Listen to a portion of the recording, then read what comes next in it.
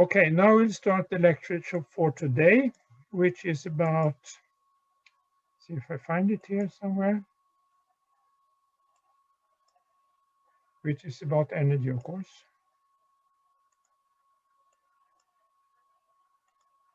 Okay.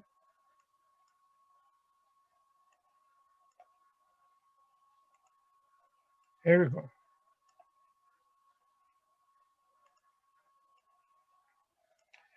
And I should go to share screen.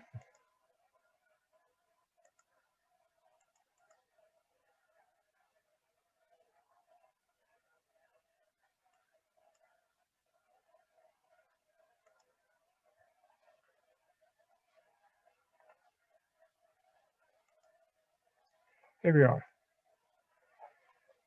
Okay, so now we are 5 minutes late because of this introduction, but everything will be postponed 5 minutes. So energy is the topic of today. We'll start by looking very generally on energy supply and use. Of course, the background is our biological energy use is about 2.4 kilowatt hours per day. Note that each of us are about 100 watts. That is like, you know, a normal lamp or so. When the mankind went from just biological to gatherers and hunters, we had used little more energy, you know, building shelters and so on. And then it goes up all the way to contemporary society, which has 100 times more energy use. So it's very big development when it comes to energy use. And here you see something about what happened to it. These are American data, but anyhow, it's rather general. You see, we use about a third for transportation, a third for industry and agriculture, for example, and households, another third, and so on. Note that food is now 5 times more than it was when we were simply eating food as it was found in nature. This is a long-term view. So here you see that counted from 200 years back or so, it was traditional biomass that was all available. They don't indicate, say, water power, hydropower, because it's too little. And well, beginning from the late 19th century, then coal came in as a very strong resource for industrialization, followed by oil from the 1860s, but in serious way in the 1930s or so, and then gas even later. You see, when we come to today, fossil fuels are dominating. It's about 85% of the energy resources globally. You see up here, solar, of course, all renewables are dependent on solar. This is the more recent development, and you see still going on. It's still coal use, it's more or less still increasing. Natural gas is increasing, oil is increasing. So biofuels and so on is not very big. Nuclear, you see here. So these are the latest 50 years or so. That's a world view. Here I found this report on Central Asia. Do you see this correctly? We see that of the 5 countries in Central Asia, Uzbekistan is doing fairly well. It has a large part of hydropower and then gas and very little coal.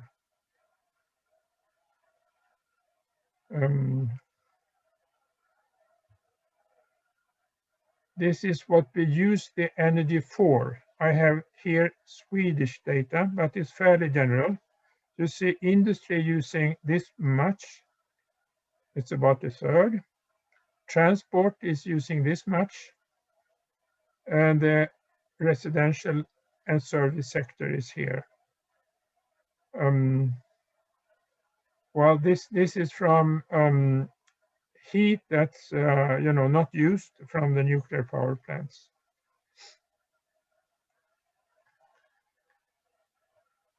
This is the similar for Europe. It's a little old, but it's similar today. You see, industry is using more or less a quarter, transport a third, household a third or so, services up there. What is the use of energy? This is an interesting picture to look at. This is various activities that is requiring energy. And on the top, you have those that we like most. You see happiness index here. It's 4 or little more even. Here you have sex, relaxing, eating, and so on, high values for happiness. And low values for happiness, you have working, commuting, housework, etc.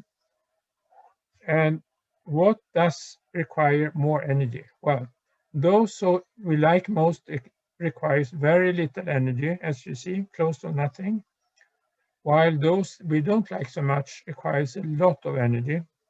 So this is interesting to bear in mind. If we improve our well-being a little, we use much less energy. Okay, let's look at the carbon content of energy. This is more or less how we outphase fossils. So this is an old picture, but you see it has been going on, these efforts to outphase coal and oil and gas since 1960s.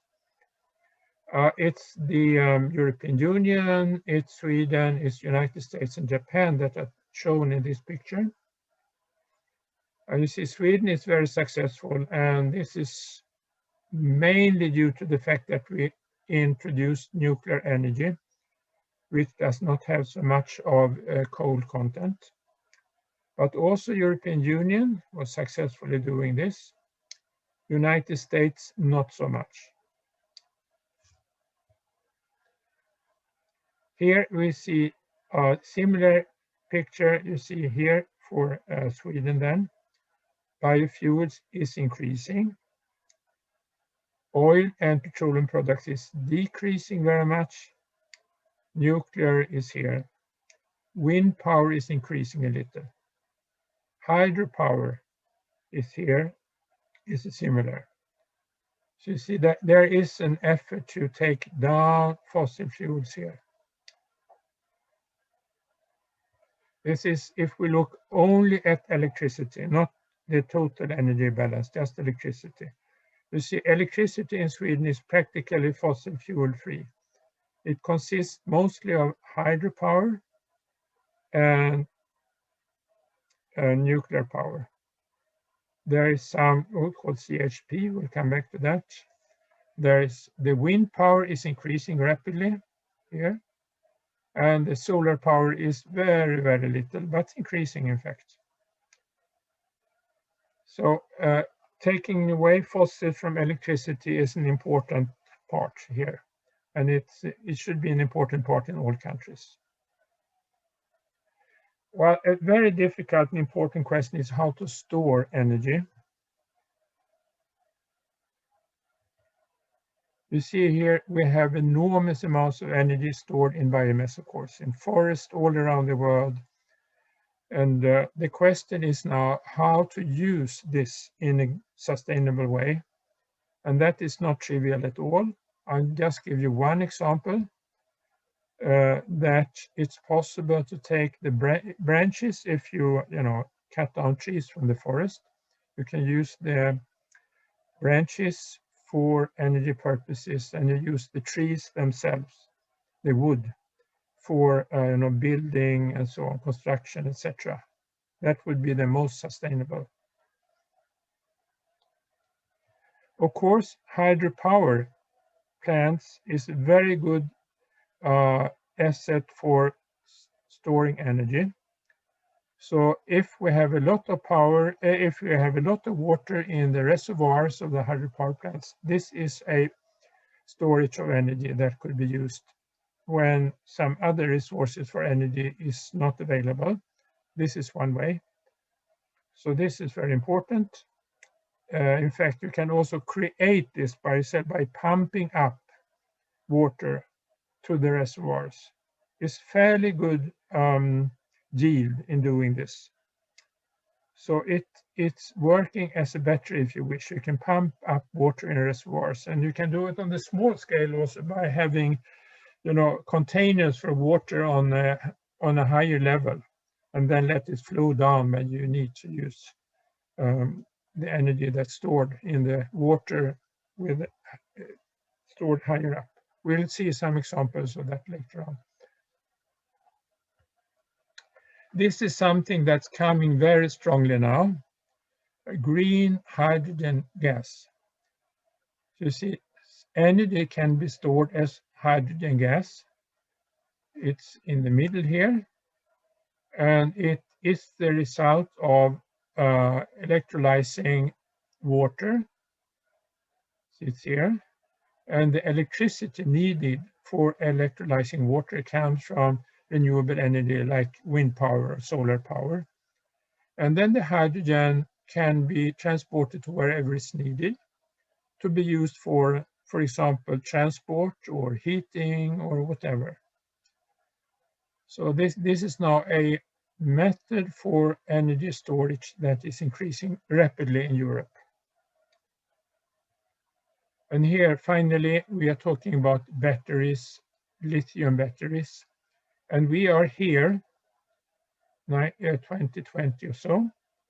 And you see it's foreseen by the Bloomberg's that it will increase enormously up to 2030 in just 10 years.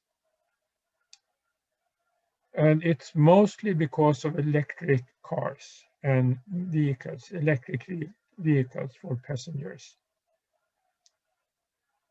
And of course, this requires batteries that could be used in the cars, the vehicles.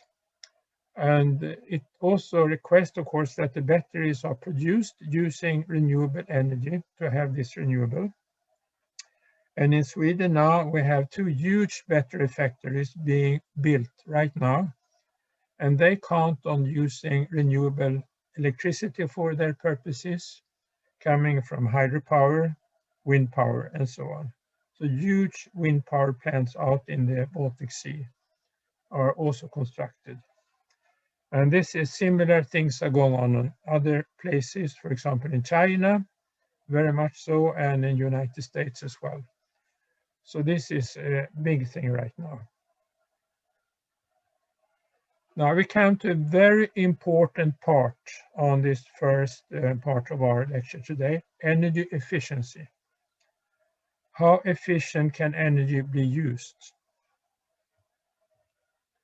And there is a lot of things to be done here. This is just one very, very simple and important part, insulation. You have to conserve the energy that's coming to your whatever factory or your home or your car. And that is insulation. We have seen, for example, factories in former Soviet Union or today's Russia, where you have all kinds of pipes being completely not insulated, and they have hot water running in them, and of course a lot of energy was lost just because they were not insulated.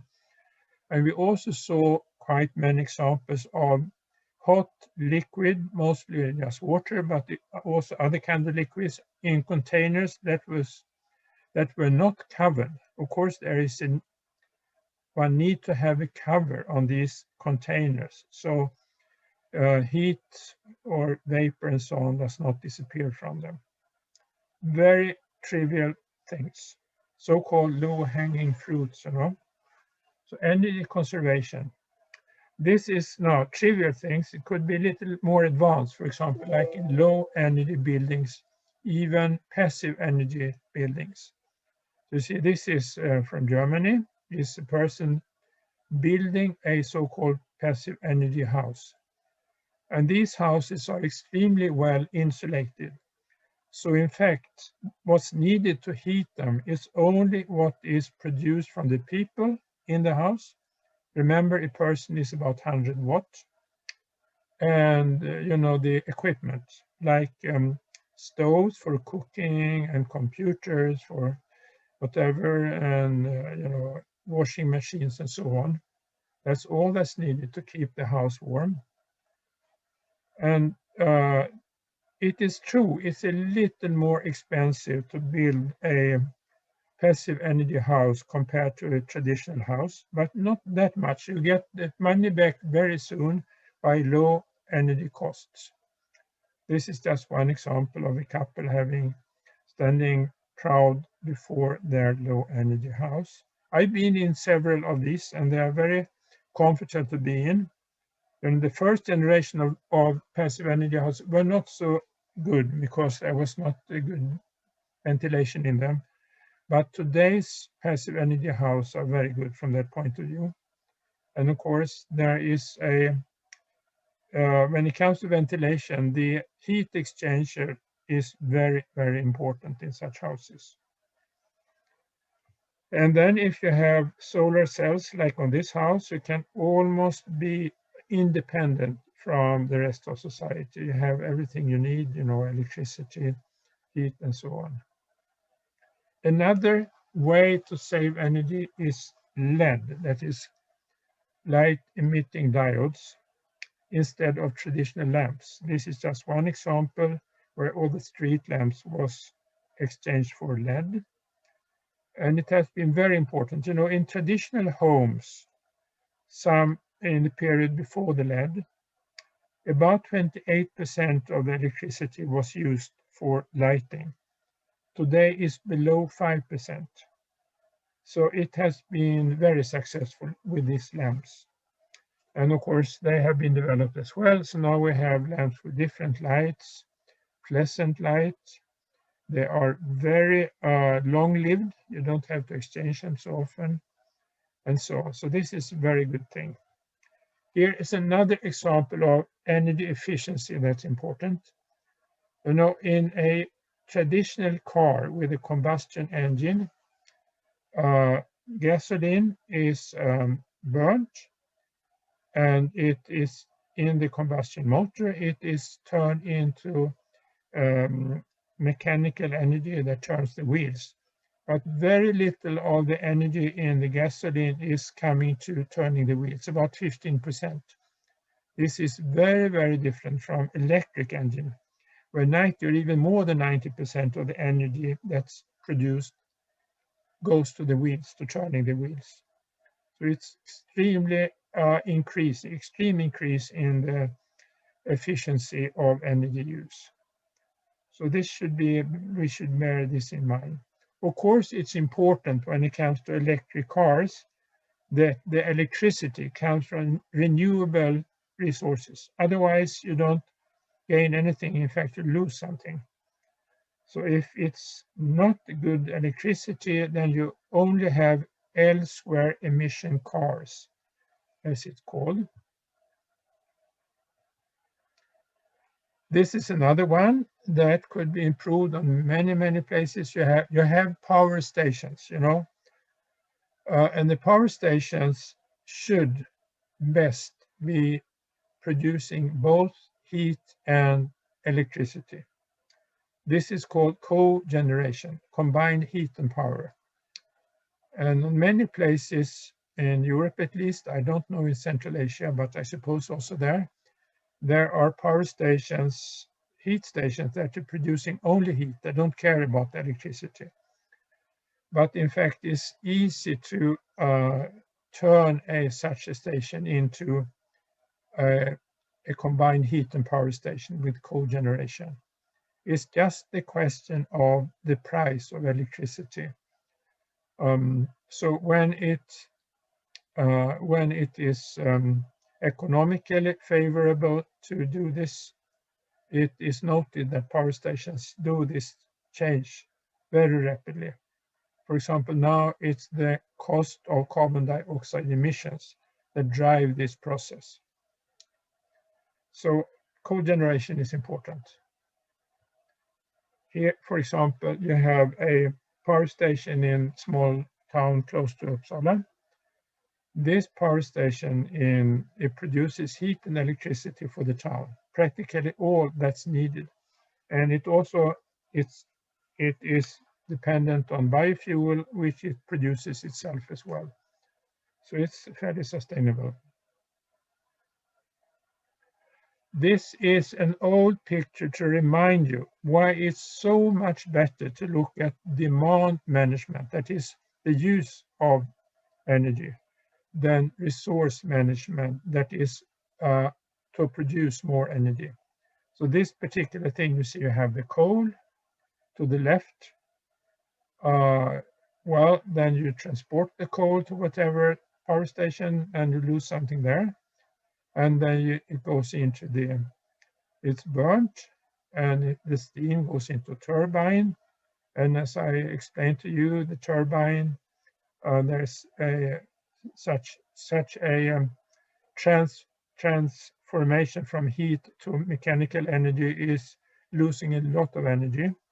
And then, of course, the electricity produced in the generator, there is some loss, and then the transmission, there is some loss. So in the end, there is very little of the original energy used in practice. Here in this example is 1.5%, but well, it's 5%, excuse me, 5%. So anyhow, it's much better to make the demand in better than to supply more of the resource. Demand management is better than increased production. This is the lesson here. I will finish by explaining this case. 100 large industries in Sweden were offered by the Energy Authority to be exempt from tax for energy if they took part in a project where they had to do energy mapping and introduce certified energy management. So what happened? 100 companies took part in this. After 2 years, they had a reduction of taxes for them of 150 million crowns per year, and they reduced their energy costs 400 million crowns. So you see, after 1.5 years, they had the return of the investments. They invested 700 million crowns to improve their energy. And there was a lot of projects being done here, 1,200 projects, to reduce energy use by about 1.5 terawatt hours. I will give you example from one of these companies. Sandviken is a big company a little north of me, where I am now. So you see 2 female ladies, engineers, were responsible for running the project at this big company. What did they do? Well, they looked at the background. They went around the entire industry. They took photos. They talked to people, because those people that are actually running different machinery and so on, they very often know better than anyone what could be improved. They collected all the proposals. They saw on the pros and cons of each one of them. They made calculations, investments needed, internal return of investment, kilowatt hours, etc., etc. And this is what they did in 2 years. 52 projects were implemented. The primary improvements that what connected to energy was temperature adjustments. Sometimes temperatures were unnecessarily high. Heat recovery, that you could recover the heat, use it. Heat coming could be used for something else. Valves, the flow of, for example, hot water in tubes and so on were corrected. Insulation, which I mentioned, was improved, so energy loss was less. Routines could be, looked at. Lighting the lamps. Toilets, for example, you had toilets, you had lamps in toilets all the time, day and night. Of course, people are not there all the time, so they could, very easily put in a equipment for turning the lights on when somebody came in and turning off when the person went out. So this very simple things, most of it. Secondary improvements, reduced water use, decreased fire risk, less pollutants in the air, less noise, and so on. And after 2 years, they have reduced their energy use by 19,000 megawatt hours, and they are already planning then 33 megawatt hours to be a further reduction of energy use. You see, this was very successful, very simple. Just start doing it. Now we have 30 minutes break. Now read this sign very carefully so you know what to do during the break. You should discuss between you, what kind of energy do you use? What kind of energy do you use? Now also, what kind of energy does your university in Nukos use? Think about that. How can you save some energy? And after 20 minutes, we will meet again here and discuss this for 10 minutes. And then there will be the second part of this lecture on energy. Okay, thank you very much. We'll continue with the lecture.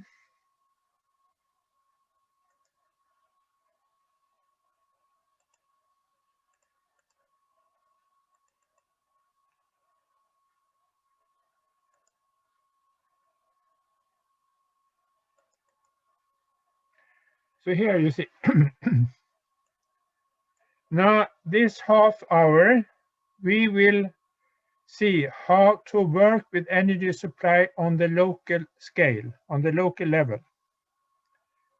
Like in a small village, or even a home, or a farm, or a part of a city. So there are first policy choices you have to make. Why will you do it? The reasons for providing local energy. Well, it increases your energy security. It reduces the financial risks.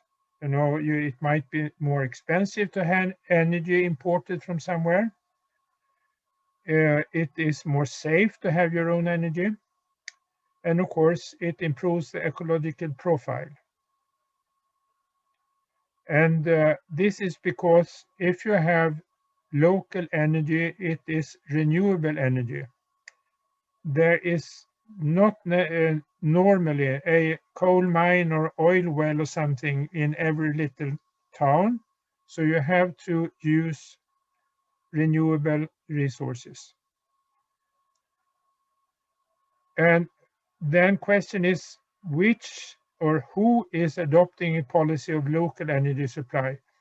Well, we have seen several islands because they need to take care of themselves.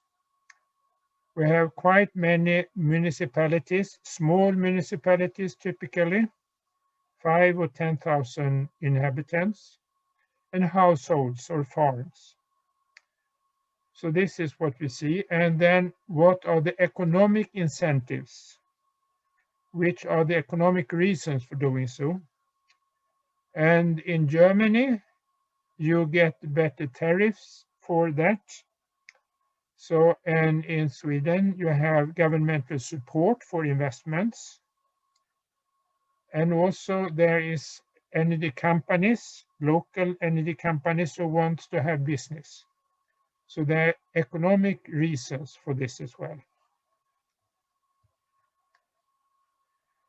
Of course, we have increased use of renewable energy resources since, as I mentioned, if it's a local supply, it's normally not a fossil fuel. So what do we see? We have promoting local development. We are creating new jobs. Of course, we reduce the climate change. We develop competence because people need to know more things. And also, very typically, create social capital. There is more cooperation in the municipality or in the town. And of course, we promote sustainable development. When it comes to strategies here, I need to underline that rescaling is a very important step here. It's not so often discussed, but you have upscaling. For example, you don't do things individually, but together. Typically is district heating. So instead of you heat each house individually, you have a district heating facility in the town. In the European Union, one conclusion is that the most rapid way to improve energy efficiency is to start district heating. In Sweden, almost 90% of cities have district heating, I think. So this is an upscaling. A downscaling is when you go from a common resource to individuals. For example, you can take care of your own need of heat by using a heat pump. This has increased very much in Sweden, and more than in any other country in the world, in fact. So rescaling from up or down, whatever, it is a very common strategy. Then you have to make technology choices. Which technology will you use on the municipality or town? Are you going to use solar panels, solar cells, wind power, or some other technology like gas and so on? That is for electricity production. What about fuels? Can you provide biodiesel or bioethanol? Or are you using, wood chips or pellets or biomass? Or biogas by, for example, fermenting organic waste, or green hydrogen using, splitting water by electricity. So these are some. I will not go through all the technology choices because there are very many, just a few comments here. This is not a first case. I will give you 4 cases. This is a small municipality in Austria in Central Europe called Güssing. And in 1992, Güssing started to look in their possibility to be self-sufficient in electricity, heating, transport, and so on. In this process that went on for 15 years or so, there 60 new companies were developed with 1,500 new green jobs. Commuting, that is people leaving the city to work somewhere else, commuting decreased to 40%. And now also Güssing is making business by selling green energy. Here, this particular one is $28 million yearly. And of course, they reduce their carbon dioxide emissions very much. Here you can see where Güssing is located. It's down here. It's the corner between Austria Slovenia, and Hungary. So there it is. We will look at this little film that was done a couple of years ago. Oops, I have to go back here and go out and take this. I see I am able to fix this for you.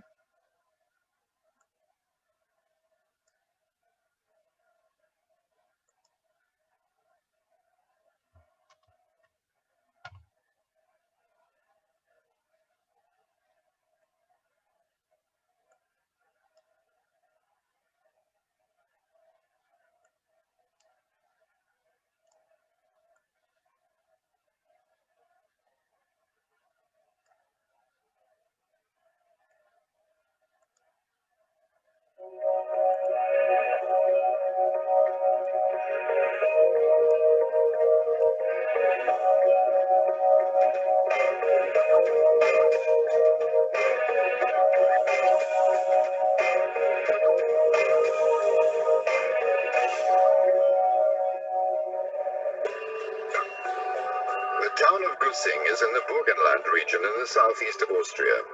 At the start of the 90s, this small town, situated a few kilometers from the borders of Hungary and Slovenia, was one of the poorest in the country. Today, thanks to a major project co-financed by the European Union's regional policy, Gussing has become a benchmark socio-economic model. First of all, you must know that we have been living alongside the Iron Curtain for decades. And the consequences were that many young people left the area because we had no jobs and no future for them. And so in 1994, we sat down and just thought very hard about what we could do in this region to create jobs and to keep young people here. And so we turned to renewable energy. This initiative is based essentially on the production and use of all renewable energies. It focuses in particular on biomass, which can be defined as the use of organic material produced by plants and animals. Today, the renewable energy resources available in this region have completely replaced fossil fuels. The Gussing project has been piloted by the European Centre for Renewable Energies, a not-for-profit organization created especially for that purpose. First of all, we did an energy concept for the town and then for the region. And in that energy concept, we could bring in the farmers, we could bring in the forest, we could bring in private people to create energy producing units, and then very soon we built project for project. The concept developed around renewable energies was first envisaged by the public authorities and those people who supported or worked with woods and forests to find a lasting method of managing natural resources. More than 40% of this Austrian region is surrounded by woods and forests which had to be maintained. Wir haben in Güssing eine sehr kleine Besitzstruktur. Das ist zugleich auch das Problem.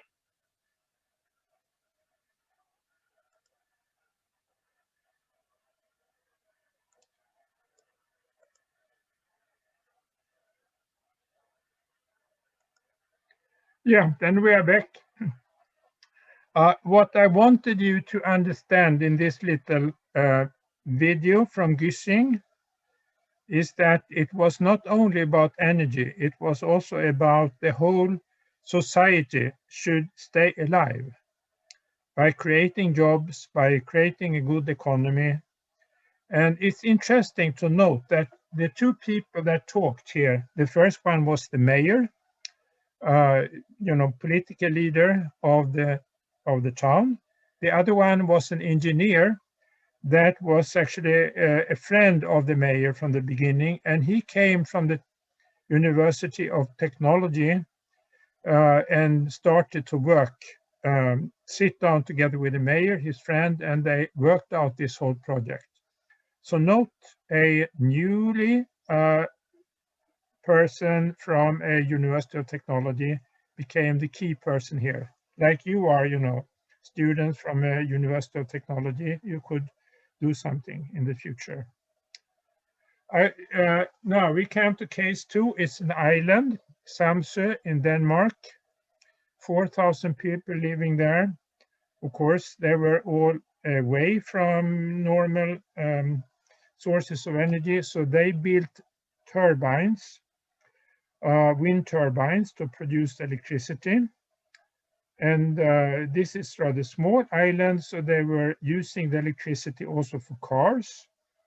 And they also grow their own plants for biofuels. So in 2007, they declared themselves energy independent or self-sufficient. You see, this is where it is in Denmark. And this is the wind farm. You have 11 such wind turbines. Okay, so that's a typical little island, 4,000 people. This is a rather bigger island, Hierro in Canary Island out in the Atlantic. It has 11,000, residents, people living there, a lot of tourists. And it's not only the need of the homes and the hotels and so on, but also desalination facilities, because they use sea water for their purposes. And it costs a lot of energy to take out salt from the water. So in 2014, it was possible for Hierro to open the hydro wind power plant. And it consisted of wind turbines again, and 2 reservoirs for water on a height of 650 meters. So it produced electricity. It could use the electricity to pump up water to the reservoirs. And you see, this is where it is. El Hierro, it's on the left side. It's the smallest of the Canary Islands. And you see the wind turbines there, and you see the island. And this is working since then. They are independent of energy from outside. So it will be interesting to see if the other islands will take up the same way. The 4th case is from Freiburg. It's in a big city in Germany, and it's not the whole city. It's a district in the city called Vauban. And they decided several years back, 30 years back, to start green economy. And they had a lot of green businesses with many people working there. They started with the co-generation units, both electricity and heat. They built much solar energy. So they also have some wind turbines. So they also looked at the city as such, that is, they were very careful with recycling of compost or waste in general. Energy conservation, very, very important in the houses. And when it comes to traffic, of course, which we know consume much energy, they have supported biking and walking. So they have bike paths, and people use much less cars. And if they use a car, they have a max speed of 50 kilometers an hour, and they can't use it in the center of Vauban, because instead there you have trams, streetcars, trains and buses and so on. You see, Freiburg, it's on the southern end of Germany, close to Switzerland and France. And this is what it looks like. Every house has to have solar cells on it. So you see, this is an extremely integrated approach. It has to do with the economy, with the social side of it, with how to move around and so on. In fact, there are many, many hundreds of thousands of cases of municipalities who go for being energy independent. And I just listed a few of these here. You can look them up, all of them, on the internet, and there are many more. Well, when you start working with renewable energy in a area, like in Nukos or Muniac or something, typically it's a rather small a community you're talking about, typically 5,000 people, could even be 500 people. I have some such cases as well, but also some cases with 10,000 people living, but normally quite small. If it is a city like Nukos, it should be a district in the city. And you should do these 4 steps. You should map energy. You should look at energy sufficiency. How much do you need really? Energy efficiency, how could it be used as efficient as possible? And then you have to list your energy projects and carry them out. So mapping your resources, your local resources. What about solar? And I think in your case, in Central Asia, you have a lot of sun. So that is a very good thing to look at. You could, of course, you need to find out how many sun hours and so on. You should remember that you could have both sunlight to electricity, solar cells, but also combination panels for electricity and hot water. So you can have water that is made hot by sun. And of course, water, you have water flows in streams that could be used in various ways. You have hydropower. You don't have that in Nukos, of course. Perhaps there are wind that could be used. All this has to be mapped. And I will not go on so much. You could look at biomass, of course. The cases I told you about, biomass was quite important. For example, in the Samsø, the little Danish island, the farmers were growing biomass. In Gyssing, they were using forests. But of course, in Vauban, in Freiburg, they did not have so much biomass. So it's different in different cases.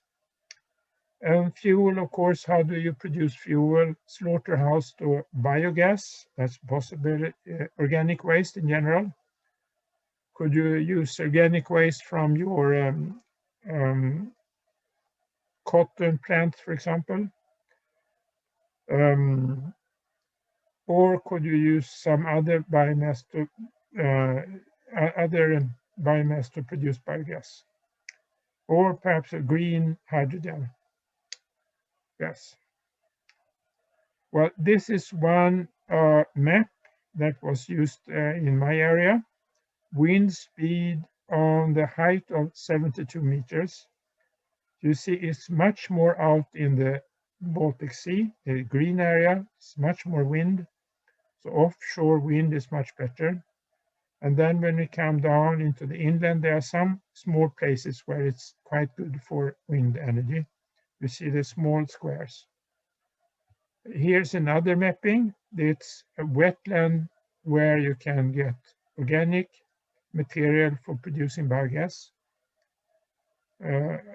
So this is also a possibility. And you can map many other resources.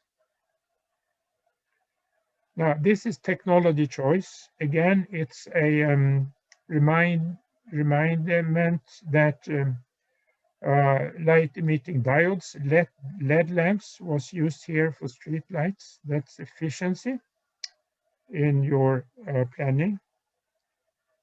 Or, of course, you should have very good insulation in the houses. That was very important in Freiburg, for example. All the houses were low-energy houses. Not necessarily passive houses, but low-energy houses. In your case, perhaps it's important to insulate because you have very, very hot summers. So you should be able to have a decent indoor climate without using air conditioning so much, because it consumes a lot of energy. Excuse me.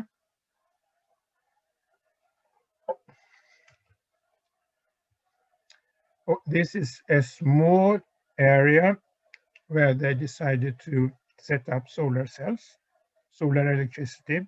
You don't have to have them on homes, you can have them anywhere, like that. Heat pumps, very important part. Sweden is the country in the world to have more heat pumps than any other country. About 1.9 million heat pumps in households and other facilities. 500,000 of these takes the heat from the ground. So it makes Sweden the second largest country in the world when it comes to geothermal heating, after Iceland, you know, who is normally having it. But it's not a volcanic country at all, but we have a much geothermal heating. And a modern heat pump may reduce the energy needed for heating by up to 80% compared to direct electric heating. So it's a very efficient strategy, in fact. This is another thing that people did, energy forest. They produced their own bioenergy like this. They used wastewater to take care of this. And after the wastewater had passed this energy forest, it's quite clean, in fact. It's also a way to clean water. Perhaps it's a good thing to think about in your area, since the water is not so good always. And here is another thing, you could collect food waste. So the food waste or organic waste from, you know, households, restaurants, big kitchens, but also, say, slaughterhouses, etc., are collected to be fermented in a biogas station, and this is Uppsala Biogas Station. So what is produced here, it's biogas, methane, and the methane is then cleaned properly to, in our case, it's being used for buses. So here we have biogas bus. In fact, in the city, there are 83 buses today that are running on locally produced biogas. And it's quite typical for many cities in Sweden that they produce their own biogas and run city traffic on that. Here's another example. It's very much more important, or say energy efficient, to run on a rail system than on a road system. The reason is that you have a good electric transportation system, and secondly, it's also the rail to wheel is consuming much less energy than the tire to road. It's much better. So one should have a rail system if possible. Well, this is some example of what you can do. Now, this is the end of this lecture. I just remind you that you are supposed to read Energy and Climate book, chapter 1 and chapter 2. And there is also a reference to the Renewable Energy Policy Network, which gives you all the modern data. You don't have to know so much about that, but you can have it as a reference for finding out what is the situation today in global energy supply and use. Well, thank you very much. That's the end of the lecture today. I will make this lecture available on the homepage as a PDF file. I will send you 10 questions that should be used for just going through the lectures and helping you to, read all the PowerPoint slides once more and simply study the material.